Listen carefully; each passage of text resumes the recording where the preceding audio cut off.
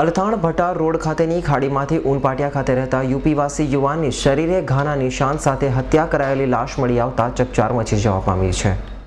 Althan Bhatar road ખાતેની ખાડીમાં સવારે એક લાશ દેખાતા સ્થાનિકોએ બનાવ અંગે પોલીસને જાણ કરી હતી અને પાંડેસરા તથા ખટોદરા પોલીસ મથકનો કાફલો ઘટના સ્થળે દોડી ગયો હતો। જોકે બંને પોલીસ મથકના પોલીસ જવાનોએ હદને લઈ ઝઘડો કરી ત્યાંથી રવાના થઈ ગયા હતા।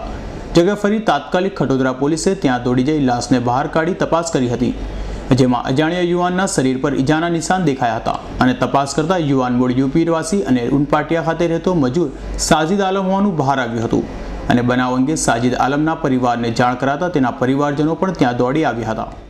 क्या हुआ? वो क्या है कि यहाँ काम चल रहा था वो मिट्टी कटिंग का, तो परसों दिन मैं शाम में मशीन बंद किया 6 बजे। उसके बाद मैं चला गया रूम उनपाटिया। ये जो हमारा है तो साला है, ये मशीन पे रुकता है, तो मशीन पे रुक गया। उनका नाम साजिद आलम। तो दूसरे दिन सुबह में उनको टिकट निकालने जाना था उनके भाई के लिए, तो वो हमसे बोला था कि 7 बजे मैं चला जाएगा टिकट निकालने। मैं बोला था कि ठीक है, तुम 7 बजे टिकट निकालने चले जाना, मैं 7 बजे मशीन पे आ जाएगा।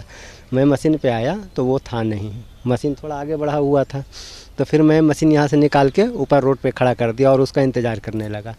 तो करीब 11-12 बजे तक नहीं आया वो, तो मैं समझा कि शायद हो सकता है लेट से आएगा। हमको जाना था महरौली, मैं वहाँ चला गया। फिर बाकी फ़ोन से संपर्क करते रहा तो मालूम हुआ कि वो नहीं आया है।